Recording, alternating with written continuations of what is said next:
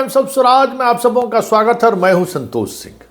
और आज हम टाइम्स ऑफ स्वराज में चर्चा करने जा रहे हैं कि सिद्धार्थ जी बहुत बेहतर स्थिति नहीं है। अब जिस गुणवत्तापूर्ण शिक्षा की बात कर रहे हैं वो तो अभी बहुत कोसों दूर है। हालात ये है कि स्कूल में सिर्फ शिक्षक हैं, बच्चे दूर दूर तक नदारत। संयोग से इन दिनों हम मगध के उस इलाके में आए हुए हैं जो इलाका कभी नक्सल प्रभावित इलाका हुआ करता था, कभी रणवीर सेना और माओइस्ट के बीच खूनी संघर्ष का इलाका हुआ करता था। लेकिन उस दौर में भी अपनी वो विशिष्टता बनाए और बचाए रखा हुआ था ये इलाका, और आज भी अपनी उस समृद्धि को बनाए हुए। लेकिन स्कूल का हाल देखकर मुझे काफ़ी निराशा हुई है। और ये वो स्कूल है जिस स्कूल में वह बिहार के, उत्तर बिहार के उस जगह से बारात लेकर आया था, लगभग 250 किलोमीटर दूर, जिस दौर में कोई सोच भी नहीं सकता था।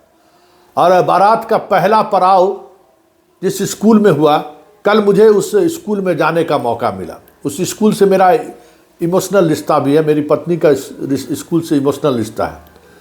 उनके बाबा जी पूरे अपने ज़मीन दान करके उस स्कूल को, हाई स्कूल को बनाया है। उनके चाचा, उनके पिता, वो खुद उसी स्कूल से पढ़ी हुई हैं। तो कल हम बरबस उस स्कूल में चले गए देखने कि भाई आखिर उस स्कूल का हाल क्या है। लेकिन बहुत ही कह सकते हैं कि हैरानी वाली बात है, 17 शिक्षक, और मुझे स्कूल में 17 स्टूडेंट भी नहीं मिला। और ऐसा नहीं है कि स्कूल का वक्त खत्म हो गया था। जब बात हुई तो पता चला कि जो कोचिंग संस्थान वाले ने हुए वो, उसका रूटीन इस तरीके से है कि बच्चे स्कूल आना चाहता ही नहीं है। स्कूल के वक्त में धड़ल्ले से कोचिंग चल रहा है। स्कूल के वक्त में धड़ल्ले से कोचिंग में आपके स्कूल के शिक्षक जाकर पढ़ाते हैं। आप चेक करा लीजिए सिद्धार्थ जी, सिर्फ पटना में आप शिक्षक पर नकेल कसने की बात आप करते हैं। शिक्षक के लिए आपने क्या कर सकते हैं कि अटेंडेंस बनाने के लिए 2 बार आप मुंह दिखाई का प्रबंध कर दिया है, लेकिन उससे व्यवस्थाएं दूर दूर तक देखने को बदलता हुआ दिख नहीं रहा है। मतलब आप सोच नहीं सकते हैं, आप सोच नहीं सकते हैं कि 17 शिक्षक इमामगंज, पटना जिला में ही है। इमामगंज एकदम अरवल के बॉर्डर पर है स्कूल, आप देख ही रहे हैं। मतलब इतना बड़ा मैदान, फुटबॉल का मैच हो सकता है, इतना बड़ा क्रिकेट का मैच हो सकता है, इतना बड़ा मैदान ग्रामीण इलाकों में हाई स्कूल के पास है। और समझ जाइए कि इस स्कूल से कितने बच्चे पढ़कर किस किस ऊंचाई तक नहीं गया। कल हमने कहा है कि शिक्षकों से कि जो पुराने बच्चे, जो लोग इस पुराने इस स्कूल से पढ़कर निकले हैं, उनके उस गार्जियन से मिलिए। आप लोग गार्जियन से के साथ मीटिंग कीजिए। हमें लगता है कि जो ये समस्या है, इस समस्या का कुछ न कुछ समाधान निकलेगा। कोचिंग संस्थान वाले पर जब तक आप नकेल नहीं कसेंगे, आपके स्कूल में कोई बच्चा नहीं आएगा, ये तय समझिए। मतलब हैरानी वाली बात है। सभी स्कूलों का संयोग से इस बीच हम 2-4 दिनों से इस इलाके में हैं। बाहर से ही सही स्कूल के बारे में शिक्षक समुदाय को तो लोग जानते ही हैं, मुझे आम लोग भी इस नज़रिए से देखते हैं। तो जैसे ही हम कहीं सड़क पे निकले बाहर गाड़ी से, तो कोई न कोई हमें पहचानने वाला मिला, और हर किसी की जुबान पर भी शिक्षा व्यवस्था में सुधार को लेकर ही सवाल रहा है। शिक्षक अलग नज़रिए से हमें देखते हैं और जनता भी हमसे कुछ अलग नज़रिए से उम्मीद करता है। ये तो हैरानी वाली बात मुझे महसूस हुआ कि हमारे उस शिक्षक और शिक्षा को लेकर जिस अभियान को लगातार हम चला रहे हैं, उससे जनता भी उसी तरीके से कनेक्ट। और कई लोगों ने ये शिकायत की कि स्कूल में फिर अब स्टूडेंट जाता ही नहीं है। शिक्षक भी अनमनस्क ढंग से आते हैं, बैठे रहते हैं दिन भर, बच्चों को पढ़ने पढ़ाने से कोई मतलब नहीं है। मतलब इस तरीके से बहाली हुई है, लाखों बहाली हुई, फिर भी स्कूल में शिक्षक हैं। बेंच टेबल बढ़ गया, चुना पचवारा उचारा स्कूल में होता रहा, गेट उट बन गया, लेकिन पढ़ाई में कोई बदलाव नहीं आया है। पढ़ाई से न स्टूडेंट को मतलब है न शिक्षकों को मतलब है। मतलब आप समझ जाइए ना कि इतनी बड़े कैंपस में मतलब आप चाहे यहाँ इस स्कूल को आप डेवलप कर सकते हैं, मॉडल स्कूल बना सकते हैं जहाँ फिर से बच्चे लौट सकते हैं। ये जो कुकुरमुत्ता की तरह स्कूल खोल दिए हैं, कुछ नहीं होने वाला। इससे एक भी गरीब का बच्चा पढ़ने वाला नहीं है, एक भी गरीब के बच्चा को लाभ इससे नहीं मिलने वाला। भले प्राइमरी वाले में जो है सो मध्याह्न भोजन का दे, प्राइमरी वाले में हाई स्कूल के शिक्षकों से तो हमारी बात हुई तो बोला कि भाई स्कूल का भी नाम ठीक से बच्चा नहीं लिख पा रहा है, क्या पढ़ेगा, क्या उसको पढ़ाएं। मतलब पूरा बेसिक एजुकेशन ध्वस्त हो चुका है। और कोचिंग एकदम कह सकते हैं कि कुकुरमुत्ते की तरह हर छोटे छोटे जगह पर कोचिंग खुला हुआ है। और गार्जियन को अभी भी आपके स्कूल पर भरोसा नहीं जमा है। गरीब से गरीब जिसको 100-200 रुपया महीना भी कोचिंग में देना मुश्किल है, वो भी अपने बच्चों को कोचिंग में पढ़ा रहा है।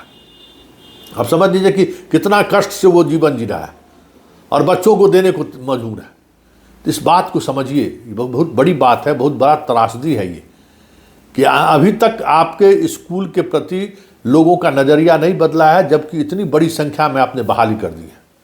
कहा ना मैंने कि 17 शिक्षक इस स्कूल में, फिर भी पढ़ाई को लेकर जो आज से 5 साल पहले स्कूल की स्थिति थी, आज भी वही स्थिति है। तो ज़रा इस बात को समझिए, इस बात को ज़रा गौर करिए कि क्यों ये स्थिति बनती जा रही है। और ये स्थिति अगर इस तरीके से बनी रही तो फिर बहुत मुश्किल है आपका जो सुधार का कार्यक्रम या गुणवत्तापूर्ण शिक्षा की जो बात कर रहे हैं उसकी हवा निकल जाएगी। और अब हमें समझ में आया, ग्राउंड पे जब हम निकले बाहर, तो ये बात ऐसा नहीं है कि हम ग्राउंड से कभी दूर रहे, लेकिन शिक्षकों के बीच कल हम घंटों बैठे, बातचीत हुई, छात्रों के अभिभावक से भी हमारी बात हुई, छात्र से भी बात हुई, तो एक बात समझ में आया कि बहुत बड़ा गैप हो चुका है सरकारी संस्थानों और जनता के बीच। बड़ा गैप हो चुका है, भरोसा पूरी तौर पर टूट चुका है। और वो भरोसा बने इसके लिए किसी शिक्षकों की तरफ से कोई पहल भी नहीं हो रहा है। एक है ना कि वो भरोसा फिर से लौट आए, बच्चे स्कूल आना शुरू कर दें, दूर दूर तक नहीं। हाँ, पाठक के समय में चीज़ें बदली थी सिद्धार्थ जी, बच्चे स्कूल आना शुरू कर दिए थे। जितना कोचिंग संस्थान वाले लोग थे सबका ताला बंद हो गया था, वो स्थिति आ गई थी। लेकिन अब वो स्थिति खत्म है। आपका सरकारी टीचर भी कोचिंग चलाता है पढ़ाने के लिए। इस बात पर ज़रा गौर करिए।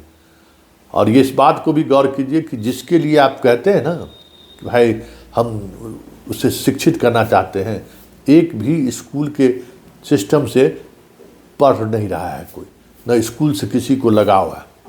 तो आपके लिए पहली प्राथमिकता इस बात की है कि स्कूल में बच्चे कैसे पहुँचे। शिक्षक तो पहुँचा दिए, आप टेबल बेंच पहुँचा दिए, लेकिन बच्चा नहीं पहुँचा है आपका। बच्चा कैसे स्कूल पहुँचे, इस पर आपको ध्यान केंद्रित करना होगा। और एक बात और समझ में आया जब हम फील्ड में आए कि शिक्षक दिन भर व्हाट्सएप ग्रुप पर क्यों बने रहते हैं। शिक्षक दिन भर बातचीत करने के फ़ोन पर उनको मौका कैसे मिल जाता है, क्यों ट्रांसफ़र पोस्टिंग में ही लगे रहते हैं। मतलब पढ़ाई छोड़ बाकी चीज़ों पर जितनी दिलचस्पी शिक्षकों को देखने को मिलता था, तो मुझे हैरानी होती थी, भाई अजब स्थिति है। कोई दूसरा छुट्टी मिले, गर्मी छुट्टी मिल जाए, शरद का छुट्टी मिल जाए, ये छुट्टी मिल जाए, इसके अलावा शिक्षक के पास और कोई विषय नहीं रहता था। तो अब समझ में आ रहा है कि आखिर शिक्षक की ये स्थिति, इस तरीके की सोच के लिए वो स्कूल का माहौल भी बहुत बड़ा कारण है। बच्चे हैं नहीं, दिन भर क्या बतियाएगा भाई, दिन भर क्या बात करेगा। महिला शिक्षक का अलग ग्रुप में बैठ के बात कर रही है, पुरुष लोग अलग बैठ के बात कर रहे हैं। कोई मोबाइल पर गेम खेल रहे हैं, कोई मोबाइल पर बतिया रहे हैं, कोई मोबाइल पर रील्स बना रहे हैं। यही तो हो रहा है स्कूल में। मतलब हम अभी तक कम से कम 10-15 स्कूल यहाँ पूरे अरवल डिस्ट्रिक्ट से लेके, पटना डिस्ट्रिक्ट से लेके, आरा डिस्ट्रिक्ट का जो आसपास के हैं, आजकल हम निकल कर लोगों से बात करते हैं। तो ये बातें हमें समझ में आ गई है कि शिक्षक क्यों पढ़ाई लिखाई की बात नहीं करते, क्योंकि माहौल ही नहीं है। और माहौल बने इसके लिए न तो शिक्षक तत्पर दिख रहे हैं, ना अभिभावक। इसलिए सिद्धार्थ जी, आपको पूरी व्यवस्था में बदलाव लाना होगा, तभी चीज़ें बदलेंगी। नहीं तो बस सेल्फी लेते रहिए, सेल्फी देखते रहिए, शिक्षक का वेतन काटते रहिए, शिक्षक वेतन कटवाता रहेगा। आपके शिक्षा विभाग में कोई सुधार, शिक्षा स्कूल कॉलेज में कुछ भी सुधार होने की कोई गुंजाइश दूर दूर तक दिख नहीं रहा है।